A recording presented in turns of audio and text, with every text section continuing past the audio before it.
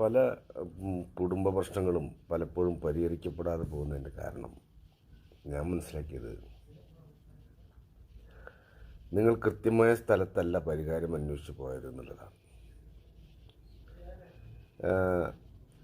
മിക്കവാറും പ്രശ്നങ്ങളൊക്കെ ജീവിതത്തിൽ ഉണ്ടാകുമ്പോൾ അത് പല വീക്ഷണകോണുകളിൽ കൂടി കണ്ട് പരിഹരിക്കുന്ന ഒരുപാട് ആൾക്കാരുണ്ടാവാം. പക്ഷെ ചില കാര്യങ്ങൾ അത് വെള്ളവും എണ്ണയും പോലെയാണ്.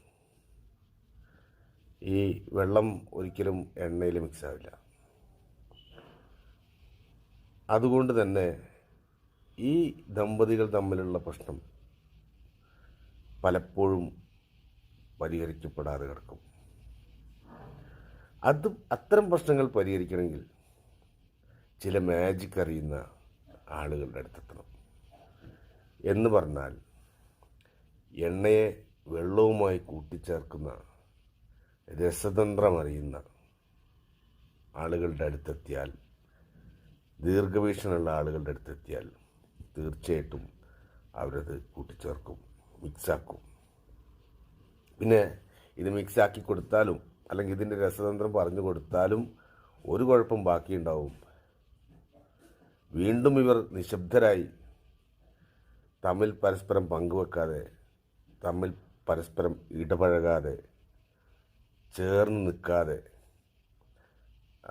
ഇവർ അകലം പാലിച്ച് നിൽക്കുകയാണെങ്കിൽ കുറച്ചു കാലം കഴിയുമ്പം ഇത് വീണ്ടും രണ്ട് തട്ടാവും. എന്ന് പറഞ്ഞാൽ എണ്ണ മുകളിലും വെള്ളം താഴെയുമാവും. അപ്പോൾ ഇവിടെ വേണ്ടെന്താണെന്ന് വെച്ചാൽ, ഈ എണ്ണയും വെള്ളവും തമ്മിലുള്ള ആ ഒരു മിക്സിങ്ങിൻ്റെ രസതന്ത്രം പറഞ്ഞു കൊടുത്തു കഴിഞ്ഞതിന് ശേഷം ഇവരത് അതിൻ്റെ നിയമങ്ങൾ പാലിച്ച് മുന്നോട്ട് പോകാനും കൂടി തയ്യാറാകുമ്പോഴാണ് ഇതെപ്പോഴും ചേർന്ന് നിൽക്കുക. പല പ്രശ്നങ്ങളും പല കുടുംബങ്ങളിലുമുള്ള പ്രശ്നങ്ങളെന്ന് പറയുന്നത് ഈ എണ്ണയും വെള്ളവും പോലെ ആയി തീരാനുള്ള കാരണം എന്താണെന്ന് ചോദിച്ചാൽ, ഇതിനെ തമ്മിൽ ചേർക്കാതെ അതിൻ്റെ ഇടയ്ക്ക് നിൽക്കുന്ന ചില മധ്യവർത്തികളാണ്.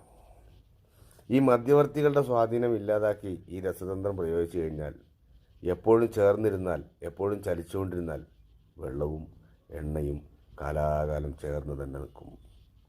അപ്പോൾ ഈ രസതന്ത്രം അറിയാതെ, അല്ലെങ്കിൽ ഈ തന്ത്രം ടെക്നിക്കും അറിയാതെ എത്രയോ കുടുംബങ്ങൾ രണ്ട് തട്ടുകളിൽ നിൽക്കുന്നുണ്ട്, രണ്ട് തട്ടായിട്ട് തന്നെ ഇപ്പോഴും നിൽക്കുന്നുണ്ടെന്നുള്ളത് ഒരു വലിയ യാഥാർത്ഥ്യമാണ്.